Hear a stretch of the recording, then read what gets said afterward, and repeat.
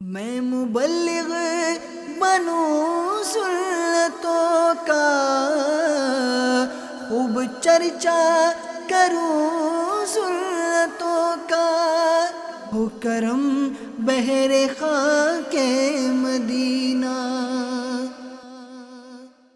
الحمدللہ رب العالمین والصلاة والسلام علی سید الانبیاء والمرسلین، اما بعد فاعوذ باللہ من الشیطان الرجیم، بسم اللہ الرحمن الرحیم۔ پڑھیے الصلاة والسلام علیک یا رسول اللہ وعلی آلک واصحابک یا حبیب اللہ۔ الصلاة والسلام علیک یا نبی اللہ وعلی آلک واصحابک یا نور اللہ۔ میرے پیارے اور محترم اسلامی بھائیوں اور مدنی چینل کے ناظرین، الحمدللہ عز و جل آج شب جمعہ ہے۔ دعوت اسلامی کے مدنی ماحول میں ہر شب جمعہ یعنی جمعرات کی رات ہفتہ وار سنتوں بھرے اجتماع کا سلسلہ ہوا کرتا ہے، اور یہ ہفتہ وار سنتوں بھرے اجتماع نہ صرف پاکستان کے سینکڑوں شہروں میں بلکہ دنیا کے سینکڑوں ہزاروں مقامات پر یہ سلسلہ شب جمعہ ہوا کرتا ہے۔ آج الحمدللہ مدینۃ الاولیاء ملتان شریف میں فیضان مدینہ میں ہونے والے ہفتہ وار سنتوں بھرے اجتماع میں ہم سب موجود ہیں۔ رب کریم ہم سب کا جمع ہونا اپنی بارگاہ میں قبول فرمائے۔ مدنی چینل کے وہ ناظرین جو ہمیں دیکھ رہے ہیں، ان سے بھی گزارش ہے کہ اچھی اچھی نیتیں کرنے میں ہمارے ساتھ شامل ہو جائیں۔ آئیے یہاں موجود اسلامی بھائی بھی اور مدنی چینل کے ناظرین بھی نیت کریں۔ نبی پاک صاحب لولاک صلی اللہ تعالیٰ علیہ وسلم کا فرمان عظمت نشان ہے، نیت المؤمن خیر من عملی، کہ مومن کی نیت اس کے عمل سے بہتر ہوتی ہے۔ آئیے پہلی نیت یہ کرتے ہیں کہ اللہ عز و جل کی رضا کے لیے اول تا آخر بیان میں شرکت کروں گا۔ گفتگو کام کاج ادھر ادھر دیکھنے سے بچتے ہوئے ممکن ہوا تو بیان کی تعظیم کی نیت سے دو زانوں بیٹھ کر بیان سنوں گا۔ تو جن کے لیے ممکن ہو وہ جس طرح التحیات میں بیٹھتے ہیں اس طرح دو زانوں بیٹھ جائیں، جب تھک جائیں پھر آپ جیسے مناسب سمجھے بیٹھ جائیں، یاد آئے پھر اس طرح بیٹھ جائیں۔ اور یہ عادت صرف آج کے اجتماع کے لیے نہیں، جمعہ کا خطبہ ہو، علماء کرام کے بیانات ہوں، محافل نعت ہوں، با ادب بیٹھیں گے انشاءاللہ تو با ادب بیٹھنے کا ثواب بھی حاصل کریں گے۔ موبائل فون کے استعمال سے بچنے کی بھی نیت کر لیں۔ جن کے موبائل فون ہیں وہ سائلنٹ کر دیں تاکہ توجہ کے ساتھ بیان میں شامل ہو سکیں۔ درود پاک پڑھنے کے بے شمار فضائل و برکات، بہت ساری احادیث درود پاک کے فضائل میں ملتی ہیں۔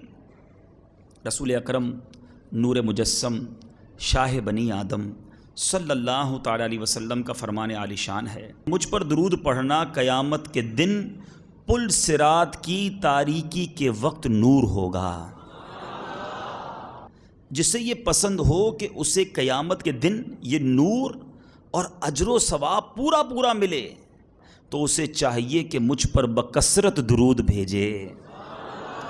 ہم میں سے کون ہے جو نہیں چاہتا کہ قیامت کے دن پل صراط کے اندھیرے میں اسے نور مل جائے، اجر و ثواب بھر بھر کر دیا جائے۔ میرے پیارے اسلامی بھائیوں، یہ فضیلت، یہ برکت اسے ملتی ہے جو کثرت کے ساتھ درود پاک پڑھتا ہے، محبت کے ساتھ با آواز بلند درود پاک پڑھ لیں۔ صلو علی الحبیب صلی اللہ تعالی علی محمد صلی اللہ علیہ وسلم۔ پیارے اور محترم اسلامی بھائیوں اور مدنی چینل کے ناظرین، آج ہمارے معاشرے میں ایک بڑی بحث چلتی ہے، ایک ٹاپک پر بڑا ڈسکشن کیا جاتا ہے، اور وہ موضوع یہ ہے کہ خوش نصیب کون ہے، کون فارچونیٹ ہے، کون کامیاب ہے۔ آج کا نوجوان، آج ہمارے معاشرے میں بسنے والا کوئی عام شخص یہ سوچتا ہے۔ کچھ لوگ کہتے ہیں کہ جناب خوش نصیب وہ ہے جس کے پاس بہت سارا مال ہے، جو ویلتھی ہے، جو پیسے والا ہے، امیر ہے، وہ خوش نصیب ہے کیونکہ وہ اپنے پیسے سے جو چاہے خرید سکتا ہے۔ کچھ لوگ کہتے ہیں کہ خوش نصیب وہ ہے جس کی دنیا میں بڑی شہرت ہے، لوگ اسے پیار کرتے ہیں، اس کو آنکھوں پہ بٹھاتے ہیں، وہ بڑا پاپولر ہے، اتنا خوش نصیب ہے کہ لوگ اس کی جناب نام کی واہ واہ کرتے ہیں۔ کچھ لوگ کہتے ہیں جناب خوش نصیب وہ ہے کہ جو بڑا خوبصورت ہے، بڑا حسین ہے، اتنا خوبصورت ہے کہ لوگ اسے دیکھ کر رشک کرتے ہیں۔ ہر انسان نے اپنے لیے خوش قسمتی کا ایک معیار بنایا ہوا ہے کہ یار یہ جتنا خوش قسمت ہے نا، کاش میں بھی ویسا ہو جاؤں۔ کچھ کہتے ہیں جناب خوش قسمت وہ ہے جو بڑا پاورفل ہے، بڑا جناب اس کا اختیار ہے، بہت زیادہ جناب قوت والا ہے۔ کچھ کہتے ہیں جناب جس کے پاس اقتدار ہے، وہ صاحب اقتدار ہو کر جو چاہے فیصلے کر لیتا ہے، وہ بڑا خوش نصیب ہے۔ کوئی کہتا ہے جس کا بڑا گھر ہے، بہت خوبصورت بنگلہ ہے، بڑی کوٹھی ہے، اصل خوش نصیب تو وہ ہے ہم چھوٹے سے گھر میں رہتے ہیں۔ ہو سکتا ہے کوئی سائیکل چلانے والا سوچتا ہو کہ خوش نصیب تو یہ اتنی بڑی گاڑی میں گزرنے والا ہے، کتنی بڑی گاڑی ہے اس کے پاس، چمچماتی کار میں گزرتا ہے۔ ہو سکتا ہے کوئی خوش نصیب اس کو سمجھتا ہو جو بڑے قیمتی لباس پہنتا ہو، بڑے قیمتی لباس پہن کر گھومتا ہو۔ یہ بھی ممکن ہے کسی کے نزدیک خوش قسمتی کا معیار یہ ہو کہ جو اچھے کھانے کھائے، بڑے لذیذ کھانے، جو جی چاہتا ہے وہ کھا لیتا ہے، جس ہوٹل میں جانا چاہتا ہے وہاں جا کے کھانا کھا لیتا ہے۔ کتنا خوش نصیب ہے۔ ہمارے گھر میں دیکھو پورے مہینے میں ایک بار بھی گوشت نہیں پکتا۔ بہرحال اب یہ وہ تمام باتیں ہیں جو ایک عام انسان کے ذہن میں چلتی رہتی ہیں، گڈ مڈ ہوتی رہتی ہیں، اور وہ انہی خوش قسمتیوں کی تلاش میں زندگی گزار دیتا ہے۔ بدقسمتی سے چند لوگوں کا تو یہ لائف سٹائل بن جاتا ہے، زندگی کا مقصد یہ بن جاتا ہے کہ بس میں جی اس لیے رہا ہوں کہ اتنا بڑا گھر بنا لوں، وہ جو گاڑی ہے نا اس کے پاس، بس یہ گاڑی میری لاسٹ ڈیزائر ہے، میں نے اس جیسی گاڑی لینی ہے چاہے کچھ بھی ہو جائے، میں نے جیسی فیکٹری اس کی ہے ایسی فیکٹری لگانی ہے، بلے میری ابھی چھوٹی دکان ہے مگر زندگی کا مقصد یہ کہ میں ایسی فیکٹری بنا کر رہوں گا۔ اٹ مینز ہم نے کامیابی کے کچھ معیار طے کر لیے، خوش قسمتی کے کچھ گولز، کچھ اہداف طے کر لیے کہ خوش قسمت لوگ یہ ہیں اور میں نے ان جیسا بننا ہے، اس خوش قسمتی کو، اس کامیابی کو حاصل کرنا ہے۔ آج کے بیان میں ہم یہ سمجھنے کی کوشش کریں گے کہ در حقیقت ایکچولی کون خوش قسمت ہے، ہو از فارچونیٹ۔ اللہ اور اس کے رسول کی بارگاہ میں قرآن و حدیث کے ذریعے سمجھنے کی کوشش کریں گے کہ خوش قسمت ہے کون۔ کہیں ایسا تو نہیں کہ میں جس کو خوش قسمت سمجھ رہا ہوں اور جیسا بننے کی تمنا کیے جا رہا ہوں، بلکہ زندگی کا مقصد ہی یہ بنا لیا کہ مجھے اس جیسا بننا ہے۔ کیا میں غلط راستے پر تو نہیں چلا گیا؟ ایسا نہ ہو کہ پہنچتے جب وہاں پہنچوں بھی تو وہاں جا کے پتہ چلے کہ تمہاری منزل یہ نہ تھی، تمہاری منزل کچھ اور تھی۔ سب سے پہلی ایک حدیث پاک پیش کروں گا، کعبے کے بدر الدجا، طیبہ کے شمس الضحیٰ، دافع جملہ بلا، شافع یوم جزا، صلی اللہ تعالیٰ علیہ وسلم کا فرمان، مسلم شریف کی حدیث ہے۔ سیدنا ابو ہریرہ رضی اللہ تعالیٰ عنہ اس کے راوی ہیں۔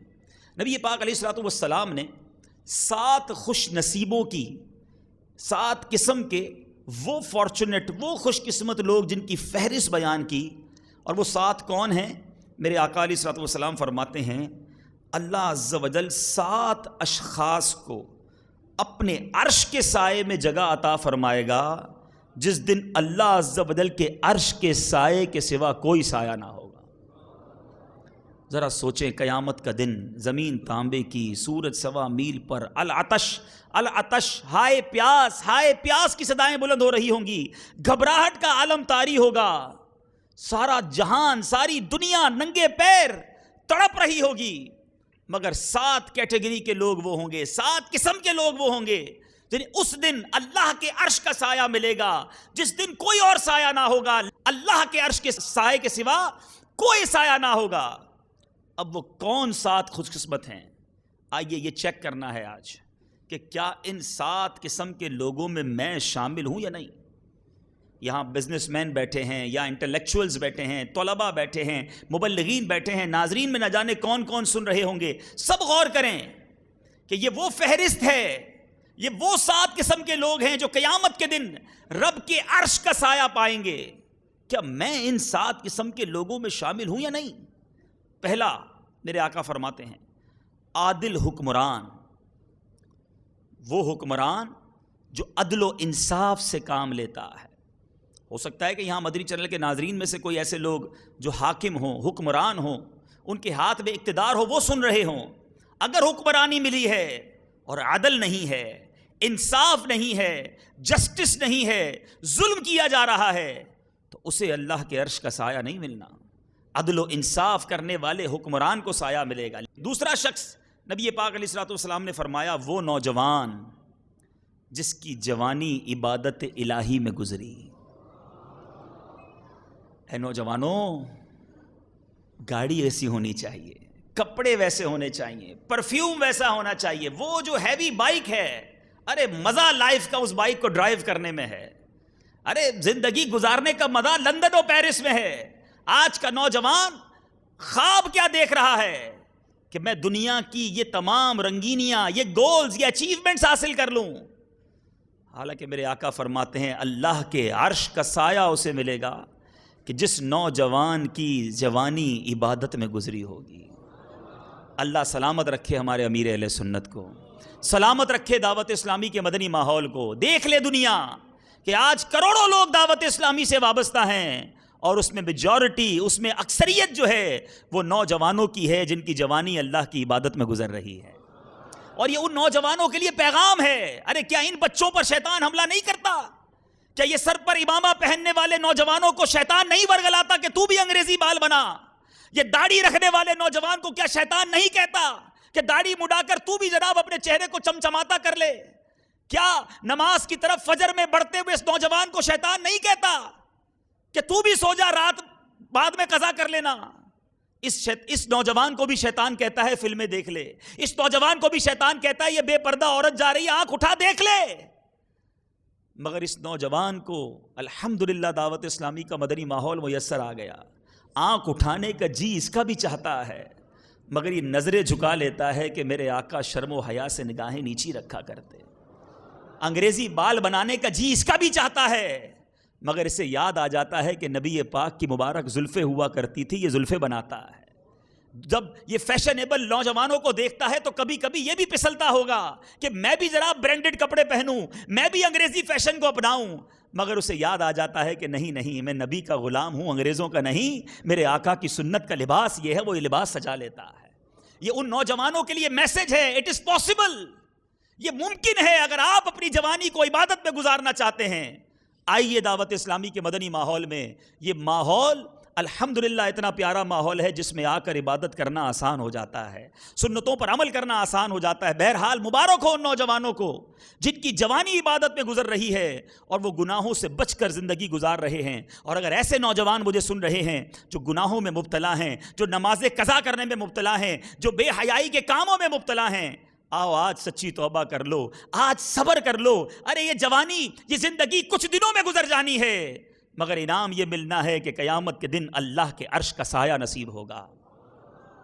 تیسری کیٹیگری نبی پاک علیہ الصلوۃ والسلام نے فرمایا وہ شخص جس کا دل مسجد سے نکلتے وقت بھی مسجد میں لگا رہے، حتیٰ کہ واپس لوٹ آئے. یعنی مسجد سے نکلا، خیال مسجد میں ہے، دل مسجد میں ہے کہ پھر کب بلاوا آئے گا، پھر کب حیا علی الفلاح، حیا علی الصلاح کی صدا سنوں گا، پھر کب مسجد میں جاؤں گا. مگر بدقسمتی یہ ہے کہ آج ہماری اکثریت اول تو مسجد آتی نہیں، اور اگر آتی ہے تو مسجد میں آ کر دل ہی نہیں لگتا، بے قراری طاری ہو جاتی ہے. مومن کی مثال احادیث میں، روایتوں میں یہ دی گئی کہ مومن مسجد میں ایسا ہے جیسا مچھلی پانی کے اندر ہے، اور مسجد کے باہر ایسا ہے جیسے مچھلی کے پانی کے باہر مچھلی ہے، فش وداؤٹ واٹر. مگر بدقسمتی یہ ہے کہ آج مسلمان کہلانے والا مسجد میں آتا ہے تو بے چین ہو جاتا ہے، دل نہیں لگتا، ایسا لگتا ہے مچھلی پانی کے باہر ہے. بار بار گھڑی دیکھے گا، ابھی تک جماعت نہیں ہوئی، ابھی تک امام صاحب نہیں آئے. 1 منٹ جماعت لیٹ ہو جائے، مقتدی مڑ مڑ کر امام کو دیکھ رہے ہوتے ہیں، ابھی تک نہیں آئے. کسی دن امام صاحب 2 منٹ نماز لمبی کر دیں تو 4 نمازی پکڑ لیں گے، حضرت آپ نے آج 2 منٹ لمبی نماز پڑھا دی، آپ نے آج 2 منٹ لمبی دعا کروا دی. ارے اللہ کے بندے، 2 منٹ اللہ کے گھر میں زیادہ بیٹھنا مل گیا اور تجھے بے قراری ہو رہی ہے. اور یہی 2 منٹ کی شکایت کرنے والا باہر چائے کی دکان پر 1 گھنٹہ کھڑا رہ جائے گا, اس کو وہاں ٹائم ضائع ہوتا نظر نہیں آتا. مسجد میں آنے میں اور مسجد سے بھاگنے میں کتنی جلدی. روایتوں میں آتا ہے مومن کے ایمان کو اگر ٹیسٹ کرنا ہے تو دیکھو مسجد سے تعلق کیسا ہے. خوش نصیب ہوتے ہیں وہ لوگ جو مسجد میں آتے ہیں, انہیں قرار ملتا ہے, چین ملتا ہے. ارے مسجد سے اچھی کوئی جگہ ہے؟ اس وقت ہم اللہ کے گھر میں بیٹھے ہیں. روایتوں میں آتا ہے اللہ کے نزدیک سب سے زیادہ پسندیدہ جگہ زمین پر وہ اللہ کا گھر مسجد ہے. سچ بتاؤ اس وقت ہم مسجد میں ہیں, دل پر کیسی کیفیت طاری ہے, کیسا سکون ہے. ایسا لگ رہا ہے رحمتوں کا نزول ہو رہا ہے. ارے رب کے گھر میں بیٹھے ہیں, یہاں سکون نہیں ہوگا, یہاں رحمت نہیں ہوگی تو کدھر ہوگی؟ مجھے بتائیے آپ کے گھر میں کوئی بغیر اجازت داخل ہو سکتا ہے؟ گھنٹی بجائے کہ میں آپ کے گھر میں آؤں گا, آج آپ کے گھر میں رہوں گا. آپ کہیں گے نہیں جناب میں آپ کو جانتا نہیں, کیسے آ گئے؟ تو جب آپ کے گھر میں, میرے گھر میں کوئی بغیر اجازت نہیں آ سکتا, اللہ کے گھر میں بغیر اجازت کیسے آئے گا؟ وہی آتے ہیں جنہیں بلایا جاتا ہے. جتنی دیر مقدر ہوتا ہے اتنی دیر بٹھایا جاتا ہے. اب بندہ اپنے آپ پر غور کرے کہ میں مسجد میں جاتا ہوں, مجھے بھاگنے کی جلدی کیوں ہوتی ہے؟ جمعہ کی نماز میں امام صاحب بیان کریں, آدھی مسجد خالی, اور جب خطبہ ختم ہونے لگے تو مسجد بھرتی ہے. امام صاحب سلام پھیریں تو جانے والوں کی لائن لگ جاتی ہے. اتنی بے چینی کیوں ہے مسجد میں؟ اتنی جلدی کیوں ہے اللہ کے گھر سے جانے میں؟ سنیے, میرے آقا نے فرمایا قیامت کے دن اللہ کے عرش کا سایہ اسے ملے گا کہ جس کا دل مسجد میں لگا رہے, خیال مسجد کا ہو, واپس کب جاؤں گا. اب وہ لوگ سوچے کہ جو مسجد میں آتے ہی نہیں, مسجد دیکھے ہوئے جنہیں عرصہ ہو گیا, قیامت کے دن ان کا کیا بنے گا؟ چوتھی کیٹیگری نبی پاک فرماتے ہیں وہ 2 شخص جو اللہ عز و جل کے لیے محبت کرتے ہوئے جمع ہوئے اور محبت کرتے ہوئے جدا ہو گئے. اپنا کوئی مقصد نہیں, اللہ کی رضا کے لیے ملے, اللہ کی رضا کے لیے جدا ہو گئے. انہیں بھی قیامت کے دن اللہ کے عرش کا سایہ نصیب ہوگا. آج کے دور میں اگر ہمارے ہفتہ وار اس اجتماع ہی کو دیکھ لیں, شاید ہم میں سے کوئی بھی ایک دوسرے کا رشتہ دار نہیں ہوگا. جمع ہوئے ہیں تو اللہ کی رضا کے لیے, فارغ ہو کر اللہ کی رضا کے لیے جدا ہو جائیں. مدنی قافلے میں جاتے ہیں, الگ الگ قوم کے لوگ ہوتے ہیں, آپس میں ملتے ہیں, دوستی ہو جاتی ہے اللہ کی رضا کے لیے.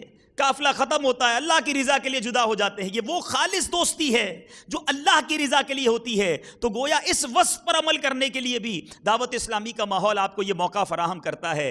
آئیے ایسی دوستیاں آپ کو یہاں ملیں گی جس کا مقصد کوئی دنیاوی نہیں ہوگا, فقط اللہ کی رضا کے لیے ملاقات ہوگی, اللہ کی رضا کے لیے مل کر بیٹھیں گے, اللہ کی رضا کے لیے عبادت کریں گے اور پھر جدا ہو جائیں گے. اللہ نے چاہا یہ دوستیاں قائم ہو گئیں, اللہ کی بارگاہ میں قبول ہو گئیں تو انشاءاللہ رب کے عرش کا سایہ حاصل کرنے والوں میں ہمارا نام بھی لکھ دیا جائے گا. پھر فرمایا میرے آقا نے وہ شخص جو خلوت میں اللہ عز و جل کا ذکر کرتا ہو اور اس کی آنکھوں سے آنسو بہ نکلیں, اسے بھی اللہ کے عرش کا سایہ نصیب ہوگا.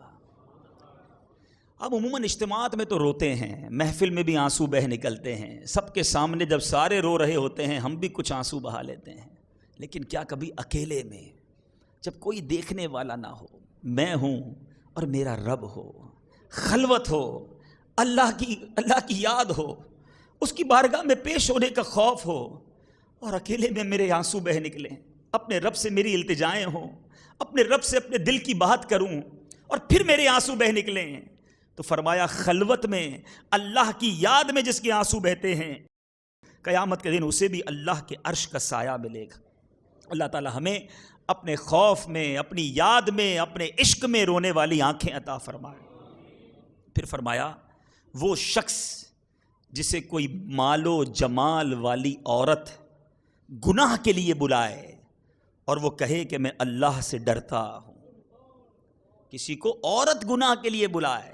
اب یہاں میرا وہ نوجوان جو خوش قسمتی کا معیار یہ بنایا ہوا ہے, معاذ اللہ کہتے ہوئے بھی شرم آتی ہے کہ فلاں کی اتنی گرل فرینڈ ہیں وہ بڑا خوش نصیب ہے, فلاں کی اتنی دوستیاں ہیں وہ بڑا خوش نصیب ہے, ارے اس کی تو اتنی خوبصورت لڑکی سے ترکیب ہے.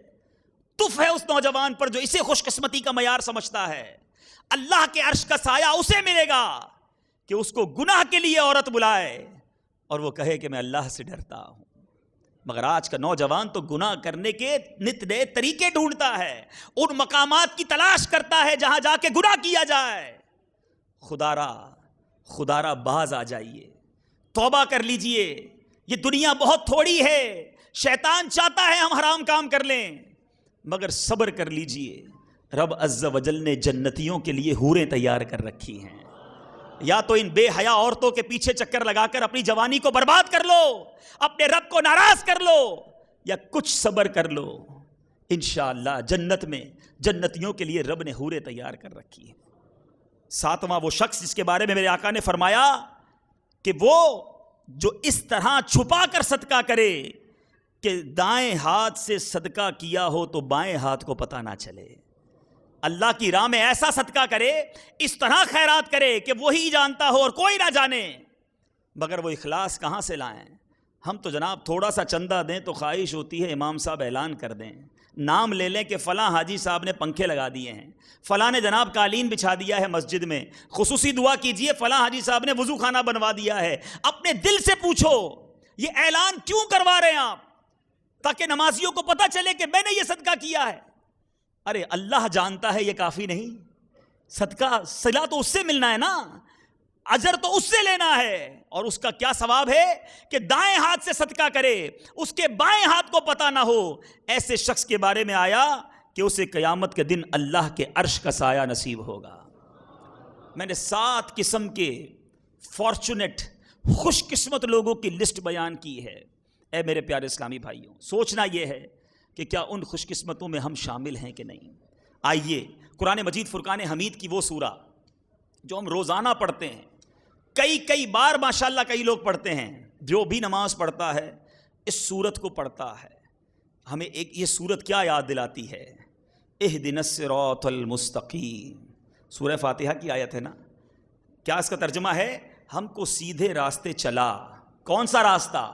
صراط الذین انعمت علیہم، راستہ ان کا جن پر تو نے احسان کیا۔ ارے جن پر رب نے احسان کیا وہی خوش قسمت ہیں۔ خوش قسمت تو وہ ہے کہ جس کے راستے پر چلنے کی دعا روزانہ ہم کر رہے ہیں۔ سوچنا یہ ہے کہ کیا ان خوش قسمتوں میں ہم شامل ہیں کہ نہیں؟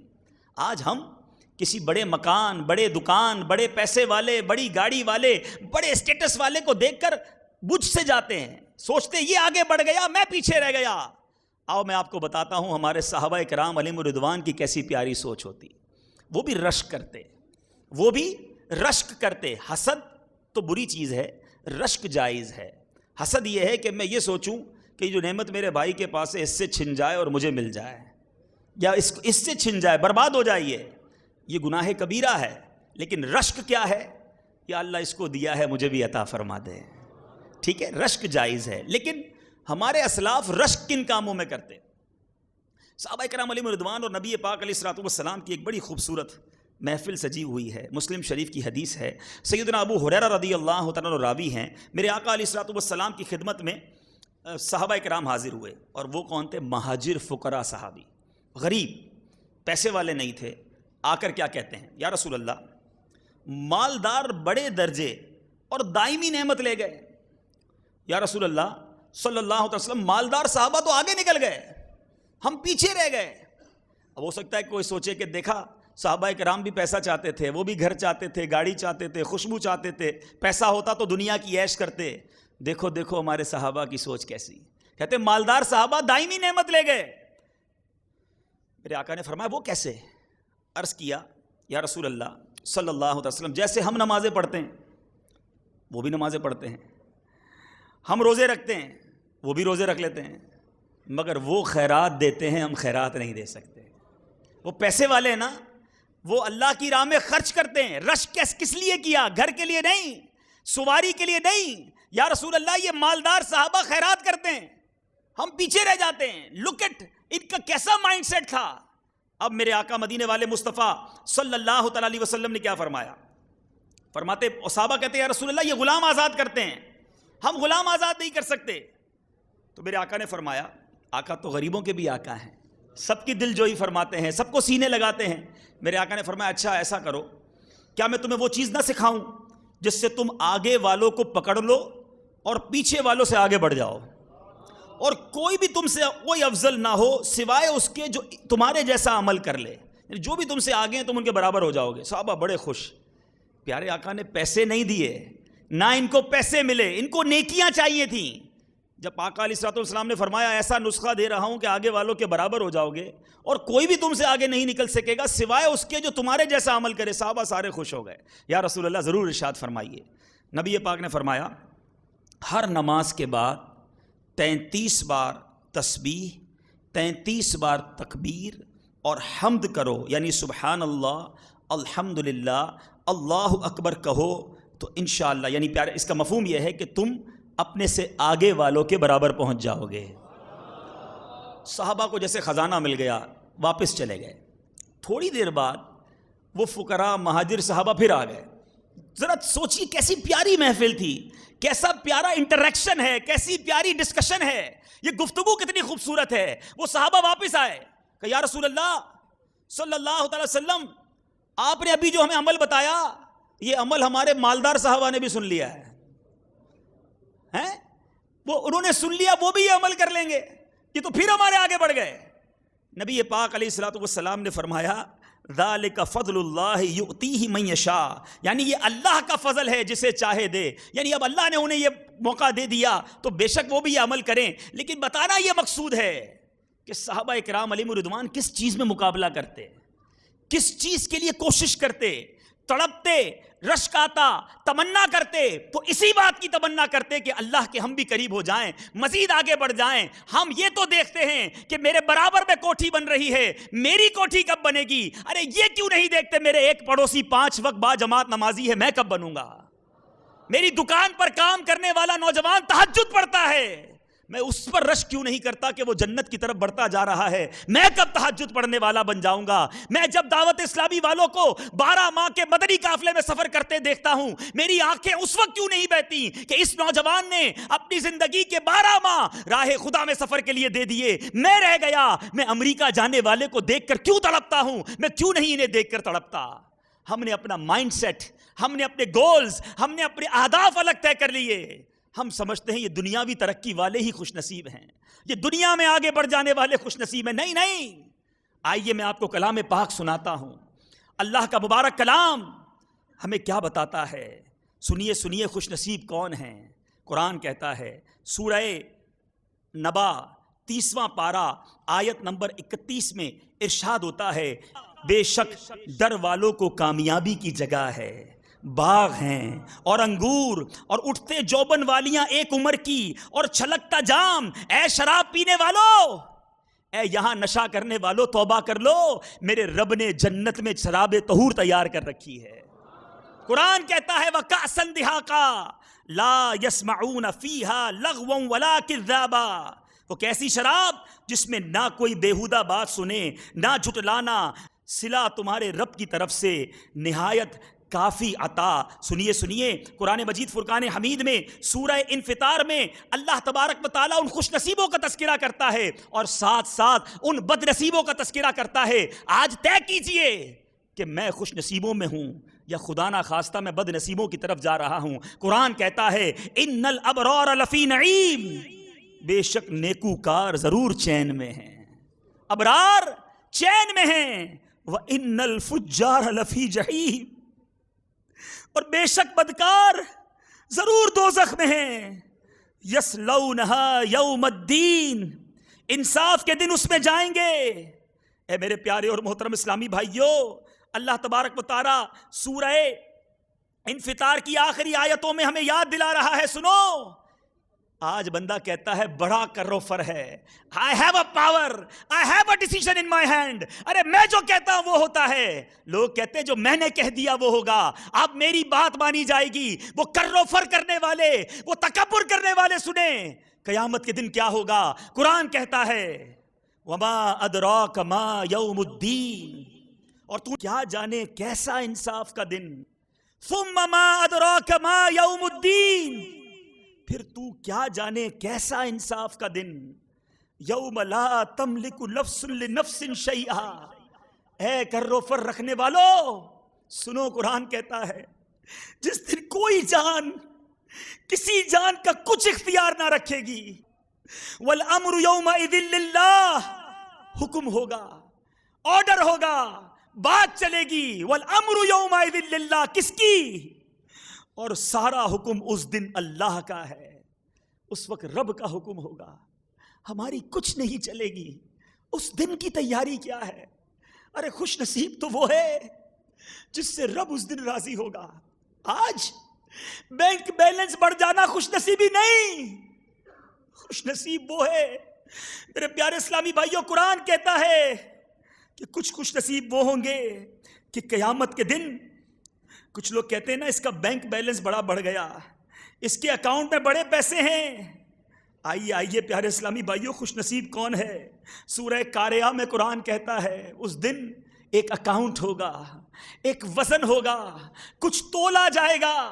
آج اکاؤنٹ میں 5 کروڑ ہوئے اور قیامت کے دن نیکیوں کا پلڑا ہلکا پڑ گیا تو کسی کام کی یہ رقم نہیں۔ قرآن کہتا ہے فَأَمَّا مَنْ ثَقُلَتْ مَوَازِينُهُ، تو جس کی تولے بھاری ہوئی، فَهُوَ فِي عِيشَةٍ رَاضِيَةٍ، اور وہ من مانتے چین میں ہیں۔ ارے خوش نصیب تو وہ ہے کہ جب قیامت میں اعمال تولے جائیں تو اس کی تولے بھاری پڑ جائیں، اس کے اعمال اچھے زیادہ ہوں۔ قرآن کہتا ہے وَأَمَّا مَنْ خَفَّتْ مَوَازِينُهُ، اور جس کی تولے اس دن ہلکی پڑی، فَأُمُّهُ هَاوِيَةٌ، وہ نیچا دکھانے والی گود میں ہے۔ قرآن کا اسلوب ہے، پھر ریمائنڈ کروایا جاتا ہے وَمَا أَدْرَاكَ مَا هِيَ، اور تو نے کیا جانا، کیا نیچا دکھانے والی؟ نَارٌ حَامِيَةٌ، ایک آگ شعلے مارتی۔ اے میرے پیارے اور محترم اسلامی بھائیوں، خدا را اپنے اہداف طے کیجئے، اپنی زندگی کی راہیں متعین کیجئے، صحیح راہ کو اپنائیے۔ یہ دنیا داروں کو دیکھ کر ان کی یاد میں گھلنے کی بجائے ان نیکوکاروں کے بارے میں سوچئے جو رب کو راضی کر گئے، جو قیامت کے دن سرخروئی حاصل کریں گے۔ آج گناہ کرنے والا، آج حرام کمانے والا، آج بے حیائی کرنے والا سوچتا ہے مجھے کوئی نہیں دیکھ رہا۔ سنو قرآن یاد دلا رہا ہے فَمَن يَعْمَلْ مِثْقَالَ ذَرَّةٍ خَيْرًا يَرَهُ، تو جو ایک ذرہ بھر بھلائی کرے اسے دیکھے گا، اور جو ایک ذرہ بھر برائی کرے اسے دیکھے گا۔ اے میرے پیارے اور محترم اسلامی بھائیوں، میرے وہ نوجوان جو کسی خوبصورت چہرے والے کو دیکھ کر سوچتے ہیں کتنا خوبصورت ہے، کاش میں بھی ایسا چمکتا چہرہ ہوتا، کاش میں بھی ایسا خوبصورت ہوتا۔ ارے میں تو سانولے رنگ والا، میری بیوٹی نہیں۔ ارے اس بیوٹی کا کیا فائدہ؟ قیامت کے دن کچھ چہرے چمکیں گے اور قیامت کے دن کچھ چہرے ذلیل ہو جائیں گے، کچھ چہرے سیاہ پڑ جائیں گے۔ سنو، رب کا کلام کہتا ہے، سنانچہ سورہ غاشیہ میں ارشاد ہوتا ہے وجوہ یومئذ خاشعہ، کتنے ہی منہ اس دن ذلیل ہوں گے، کام کریں، مشقت جھیلیں، تصلا نارا حامیہ، جائیں بھڑکتی آگ میں، ذلیل ہو کر، ذلیل چہرے ہو کر آگ میں ڈالے جائیں گے۔ پھر قرآن اسی صورت میں کہتا ہے، میرے رب کا کلام جھنجھوڑ رہا ہے، ارے خوش نصیب وہ ہیں جن کا چہرہ قیامت کے دن چمکے گا، جن کے چہرے قیامت کے دن چین میں ہوں گے۔ قرآن کہتا ہے وجوہ یومئذ ناعمہ، کتنے ہی منہ ہیں جو اس دن چین میں ہیں، لسعیہا راضیہ، اپنی کوشش پر راضی، فی جنت عالیہ، بلند باغ میں کہ اس میں کوئی بےہودہ بات نہ سنیں گے۔ آج انسان کہتا ہے کہ یہ اس بندے کے ہاتھ میں بڑا پاور ہے، یہ فیصلے کرتا ہے، اس کے ہاتھ میں جناب بڑی قدرت ہے۔ ذرا سوچو، یہ خوش نصیب ہے یا وہ خوش نصیب ہوگا جس کو قیامت کے دن سیدھے ہاتھ میں نامہ اعمال دیا جائے گا؟ دنیا میں میرا ہاتھ بڑا پاورفل، فیصلے کرنے والا، میں جو کہوں وہ ہوتا ہے، مگر قیامت کے دن سیدھے ہاتھ میں نامہ اعمال ہی نہ ملا تو یہ پاور کس کام کا، یہ خوش نصیبی کس کام کی؟ سنو، رب کا پیارا کلام فرماتا ہے فَأَمَّا مَنْ أُوتِيَ كِتَابَهُ بِيَمِينِهِ، خدا کی قسم وہ خوش نصیب ہے. قرآن کہتا ہے تو وہ جو اپنا نامہ اعمال داہنے ہاتھ میں دیا جائے، فَسَوْفَ يُحَاسَبُ حِسَابًا يَسِيرًا، اس سے عنقریب سہل حساب لیا جائے گا، اس کا حساب آسانی سے ہو جائے گا. وَيَنْقَلِبُ إِلَىٰ أَهْلِهِ مَسْرُورًا، حساب جب آسانی سے ہو جائے گا اپنے گھر والوں کی طرف شاد شاد پلٹے گا، کامیاب پلٹے گا، سکون میں ہوگا. مگر اس دن چند بد نصیب وہ ہوں گے جن کی پیٹھ توڑ کر، صرف بائیں ہاتھ میں نہیں، ان کی پیٹھ توڑ کر ان کے بائیں ہاتھ میں ان کا نامہ اعمال دیا جائے گا. کتنا بد نصیب ہوگا وہ شخص، قرآن کہتا ہے.